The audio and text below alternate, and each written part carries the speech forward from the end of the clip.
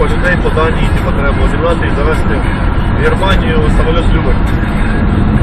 Короче, наче я там в 7 часов утра виїжджаю, ні, навіть не 7, в 5 часов утра виїжджаю, там, в окно і приїхав.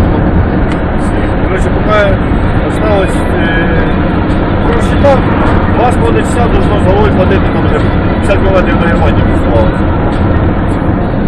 Короче, починаю, блядь, їхати.